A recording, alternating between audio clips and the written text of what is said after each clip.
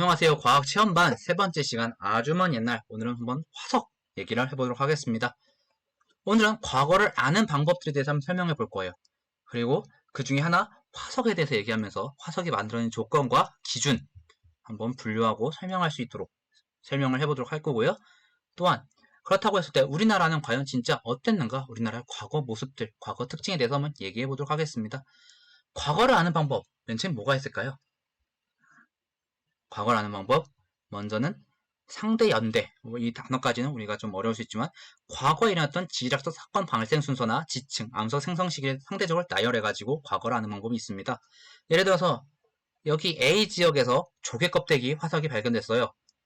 그리고 B 지역에서도 또 조개 껍데기, C 지역에서 조개 껍데기가 생겨났는데, 물론 이 높이, 이 깊이는 다를지라도 이때가 다 같은 시대였구나.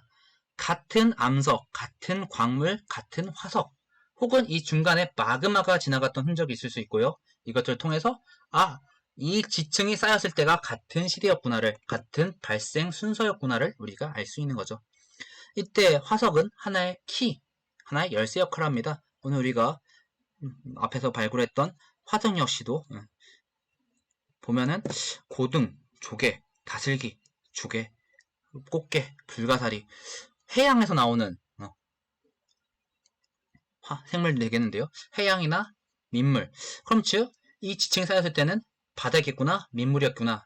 그리고 이 화석들이 다른 곳에도 발견된다면, 여기서도 아마 같은 시대가 아니었을까? 라는 걸 좀 얘기해 볼 수 있겠죠. 또 다른 방법은 절대 연대라는 방법이 있습니다. 핵 반응, 굉장히 불완전한 원자 같은 경우에는 그 원자가 막 붕괴를 하면서 다른 원자가 돼요. 그리고 그때 분기하는 원소와 원자의 비율을 비교해 볼 수 있겠죠. 그리고 이때 개수가 반으로 줄어드는 시간이 있습니다. 각 원자마다 이 원자가 반으로 줄어드는데 걸리는 시간이 있는데, 그 시간을 우리가 반감기라고 해요. 그 반감기를 비교해가지고 지층의 원래 시기를 조사할 수 있는 방법이죠. 예를 들어서 A라고 하는 원자가 100개가 있었어요. 근데 이 원자가 막 불안정해서 붕괴합니다. 그래서 B라는 원자가 돼요. 근데 아마 시간이 안 지난다면 100개고 A는 100개, B는 0개가 되겠죠? 근데 과학자들이 이걸 조사한 결과 A라는 것이 반으로 줄어드는 데 걸리는 시간이, A라는 원자의 개수가 반으로 줄어드는 데 걸리는 시간이, 그 절반 정도가 B가 되는 데 걸리는 시간이 10년이라고 한다면 10년 후에는 A가 50개, B가 50개가 될 거예요. 또 A가 또 10년이 지납니다. 그럼 50개가 또 반으로 줄어들어서 25개, B는 75개.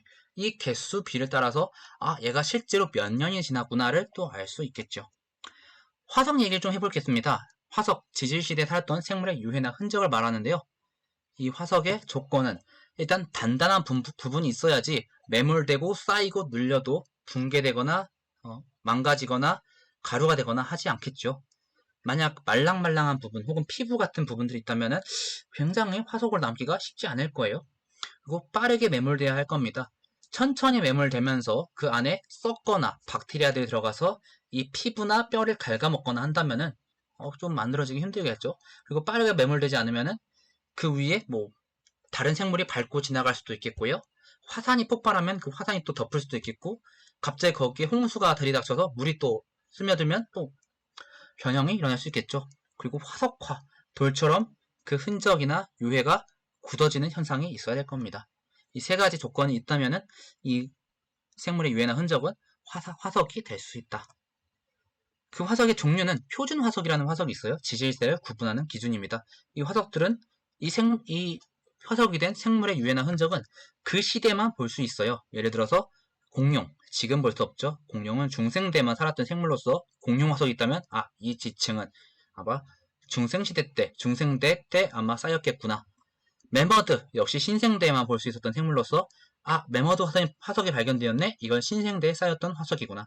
이 화석들의 특징이라고 한다면 그 시대, 특정한 시대만 살았고요. 그 시대에선 어디서든 좀 잘 볼 수 있었던 화석들이었다 라는 특징이 있습니다. 매머드가 있었다고 하면은 그 전체적으로 신생되었고, 그 화석들은 여기저기서 아마 전체적으로 여기저기 분포해 있었을 확률이 크다. 그 지질시대에 어디서든 볼 수 있었던 화석이었다. 다만 그 시대에만, 시간적으로는 그 시대에만, 공간적으로는 어디서든. 반대로 시상화석이라고 당시 기후 환경을 알 수 있는 기준이 되는 화석들도 있어요. 이 화석들은 반대로 어디서든 보기 힘들어요. 공간적으로 어디서든 보기 힘들어요. 하지만 그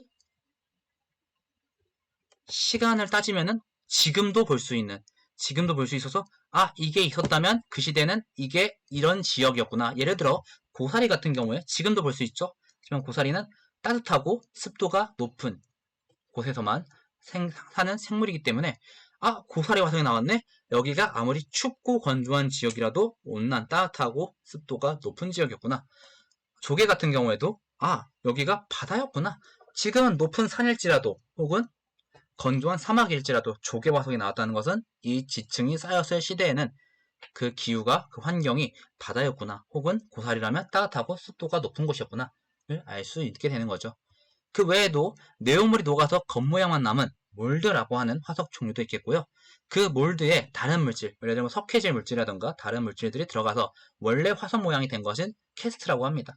이러한 화석들도 있다는 거 여러분들께서 참고적으로 알아두시면 좀 좋을 것 같아요. 자, 과거를 아는 방법도 알아냈고요. 과거를 알아내는 방법 중에 화석에 대해서 얘기하면서 그 지질 시대를 구분하는 기준 혹은 당시 기후와 환경을 알 수 있는 기준이 되는 화석들도 얘기했습니다. 그럼 이 한반도는 어떤 모양이었을까요? 우리나라는 신생대는 연일 중군, 중생대는 경상도 층군, 대동 층군 이런 식으로 여러 가지 지층들이 쌓이고 또 지층들이 영향을 화산도 폭발하고 마그마도 지나가고 여러 가지 변형들이 일어나면서 오늘날에 이렇게 됐는데요. 다시 한번 차근차근 보게 되면은 성캄브리아 때는 변성암이 쌓였어요. 성캄브리아 때 굉장히 옛날입니다. 기원전 저기 보면은 어디 보자 몇 년 전이냐 100만 1000만 억 10억 18억 년 전이네요. 18억 년 전 굉장히 많은 변형이 일어났겠고 굉장히 높은 압력과 열을 받았겠죠. 우리 친구들이 중학교 1학년 첫 시간에 1단을 배웠던 것처럼 아마 거의 대부분 이때 쌓였던 지층들은 많은 열과 압력을 받아서 변성암이 되었을 겁니다. 그리고 그 외 고생대에 쌓였던 조선 늦춘군 같은 경우에는 퇴적암이 많이 남아있어요. 그래서 필석, 삼엽충, 완종류, 그 당시 바다에 살았던 삼엽충이나 필석, 완종류 같은 경우는 여러분들이 좀 찾아보시면 이제 바다에 살았던 생물들이란 걸 알 수 있는데요. 이런 화석들을 가지고 그리고 화석이 발견되니까 퇴적암이 있겠죠. 또 우리 친구들 배웠던 것처럼 이때 지나갔던 생물들 이때 고생대에는 여기가 바다였구나. 해성층이 쌓여 바다였구나. 이 지질 환경이 바다였구나 라는 것을 알 수 있습니다. 평안노충은 역시 고생대인데요. 이때도 퇴적암이 쌓여 있고요. 중생대 경상노충군은 육성층으로서 우리나라 중생대 퇴적암은 화천이나 호수 등에 퇴적되어가지고 바다에 살던 암모나이트는 또발견되지가 않습니다. 공룡 발자국, 여감과 사암과 셰일 역시 이제 퇴적암들이죠. 공룡 발자국이 발견된 것을 봐서와 우리나라에도 공룡들이 살았고 그때 그 지층들이 퇴적암으로서 남아있구나 를 또 알 수 있는 지표가 되겠죠. 다만 말씀드렸던 것처럼 하천이나 호수 등에서 퇴적됐기 때문에 바다에 살던 암모나이트 등들은 발견되지 않습니다. 반대로 말하면 암모나이트 발견되지 않고 공룡 발자국, 여러가지 발자국 화석이나 뼈 화석들이 남는 걸 보아 이건 하천이나 호수 등에서 퇴적됐구나. 이 지역들은 하천이나 호수였구나를 알 수 있겠죠. 이때 중생된 대규모 화성운동, 마그마가 지나간다거나 화산이 폭발한다거나 하는 현상들도 일어났습니다. 그래서 여러분들 경상북도에 있는 화강암들 이런 것들 트라이아이스기, 쥐라기, 백아기 이런 화산암들이 이때 만들어졌다는 거. 화산암, 화강암 이런 화성암들이 이때 만들어졌다는 거. 여러분들 참고로 알아두시면 또 약간 교양 있게 말씀드릴 수 있을 것 같아요. 신생대에는 또 역시 퇴적암들이 쌓여 있습니다. 응해암, 응해암 같은 경우는 화산에 화산재들이 쌓여서 만들어진 암석을 말하고요. 여감, 우리가 교과에서 배웠던 것처럼 자갈, 매우 입자가 큰 돌멩이들이 쌓여서 만들어진 암석들.